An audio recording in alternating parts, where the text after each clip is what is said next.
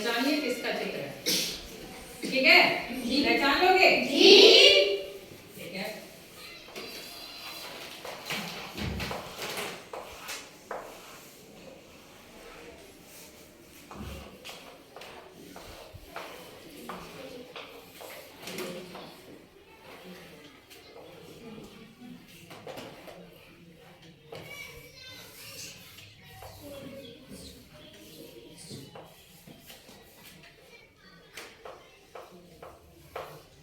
पहचाना ये छोटी छोटी फलियां किसकी होती हैं?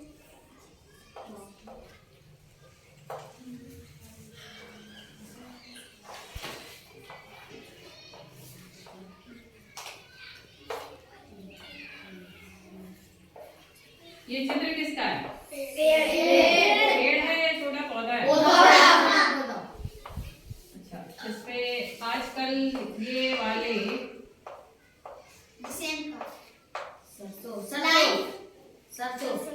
सरसों का, लाई का उसका पौधा है ना, उसमें ऐसे होते हैं ना, और उसको छिलके वो लेंगे।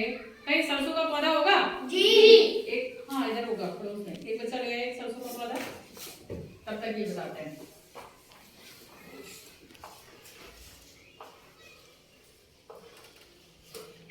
ये क्या है? पत्तियां। और ये क्या है इसका? फल। ठीक है।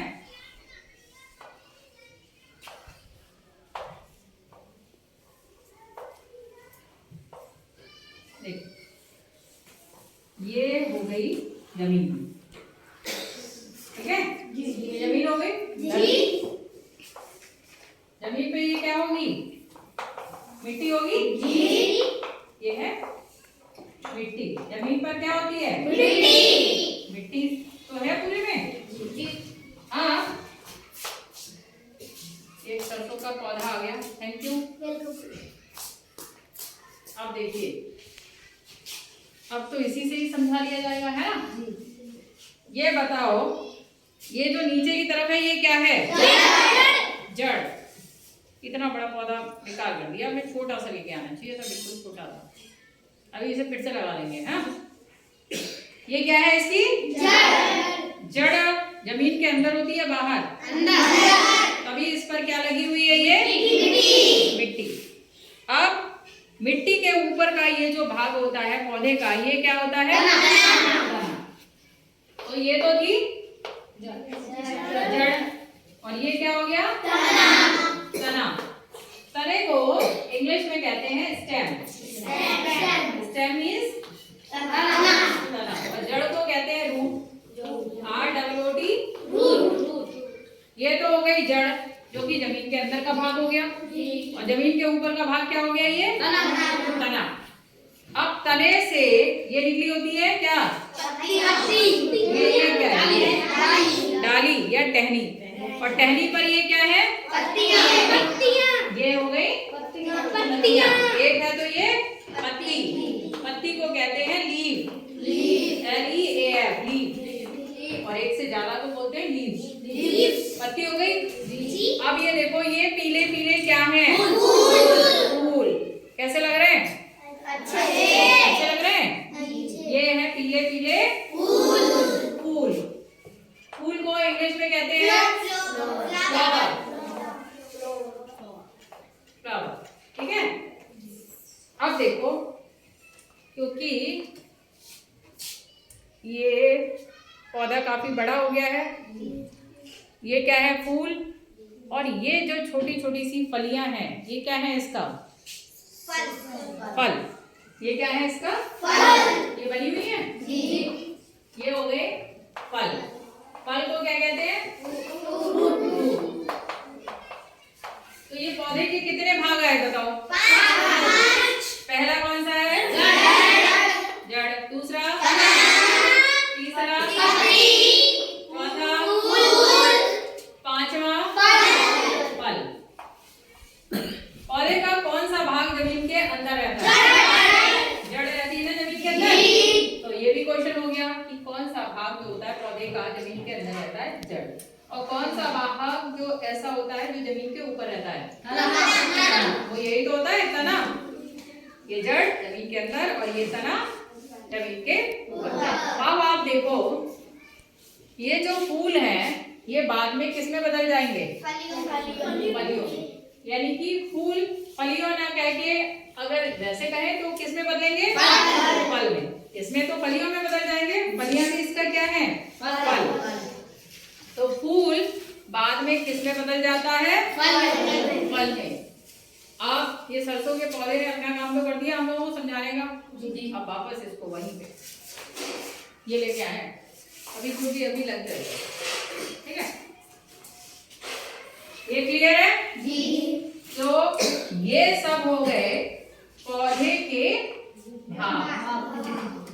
विभिन्न भाग भी बोल सकते हो, पौधे के विभिन्न भाग, या फिर सीधे लिख दो पौधे के भाग या प्रमुख भाग। प्रमुख यानी मेन। इसके अलावा भी और होते हैं, टहनी हो जाती है ना, जिन्हें डालियां कहते हैं, ठीक है जी? और आपके क्लासरूम में भी बना हुआ है पौधे के विभिन्न भाग। वो सबसे ऊपर क्या है? फूल को इंग्लिश में क्या लिखा है?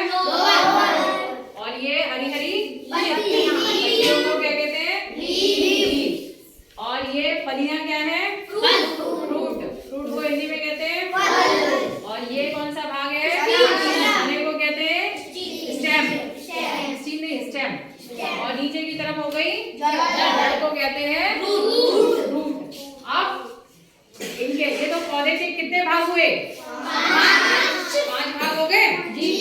अब दूसरा क्वेश्चन, पहला ये बन गया कि पौधे के प्रमुख भाग कौन से? आपने 5 भागों के नाम बता दिए। कौन से? जड़,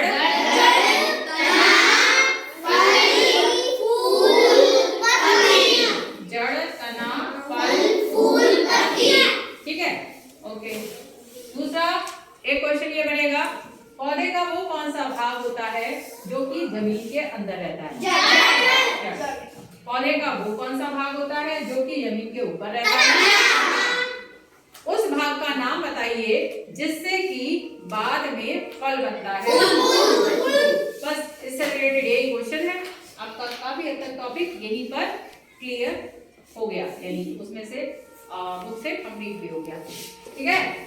ये किसी को याद करने की जरूरत है? सभी को ये चित्र बनाना आना चाहिए। और बुक में ये आप लोग अपना चित्र बनाएंगे, इसे डायग्राम बोलते हैं इंग्लिश में।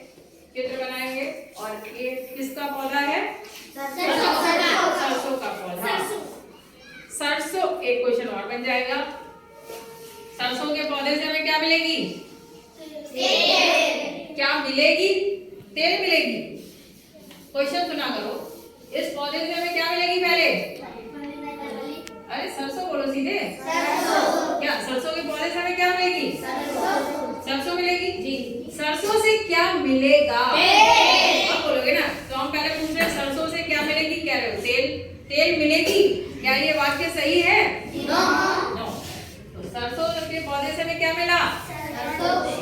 सरसों। और सरसों से क्या मिलेगा? अच्छा, एक चीज और बताओ, क्योंकि गांव के हो आप लोग, ये तो जानते होंगे कि जब सरसों जो है उससे तेल मिलता है तो एक चीज और मिलती है।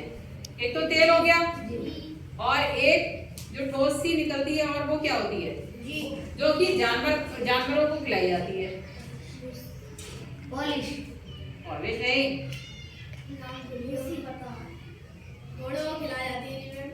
नहीं, जो गाय भैंस होते हैं उनको दी जाती है। क्या बोलते हैं? खली बोलते हैं शायद। खल बोलते हैं। खली क्या बोलते हैं? खल बोलते हैं। सब जगह अलग अलग बोला जाता है, खल बोलते हैं वैसे शायद, ठीक है? तो वो बच जाती है, तेल तो हम लोगों के यूज में आ गया, और जो रह गया वो जानवरों के लिए दे दी जाती है, ठीक है ना जी? कुछ चीजें होती हैं जो कोई जैसे हम लोगों ने फल खाया, केला खाया जी, ठीक? केला तो हमने खा लिया, अब बचा छिलका जी। अब छिलके का क्या करोगे? छिलके से अगर लगातार जो जैसे सब्जियों के छिलके हो गए, फलों के छिलके हो गए, उन्हें आप एक गड्ढा बना लीजिए, उसमें थोड़ी सी मिट्टी होगी, फिर ये छिलके होंगे और सूखी पत्तियां वगैरह सब डाल दीजिए, तो उससे वो खाद बन जाती है। क्या बन जाती है? खाद बन जाती है बेटा, फायदेमंद होती है। और जैसे गोबर की खाद फायदेमंद होती है ना जी, और ये जो कट्टों में आती है यूरिया वगैरह जी, वो नुकसानदायक भी होती है मिट्टी के लिए, ठीक है। उससे फसल तो अच्छी हो जाती है लेकिन मिट्टी हमारी खराब होने लगती है और फसल में भी उसकी मात्रा कुछ चली जाती है, जिससे कि वो अगर फसल हम खाएंगे तो हमारे लिए भी नुकसानदायक होती है। तो हमें ये जो नेचुरल खाद होती है, प्राकृतिक खाद जो हम लोग बनाते हैं अपनी तरफ से, किससे, जैसे सिल्को वगैरह से बना लेंगे। और एक ये होती है गोबर होता है, गोबर को इकट्ठा करते रहो, गोबर गैस वगैरह होती है ना, गोबर गैस बनती है तो उसमें बाद में रह जाती है, वो भी एक खाद के रूप में इस्तेमाल होता है, बचा कुचा गोबर, ठीक। ओके।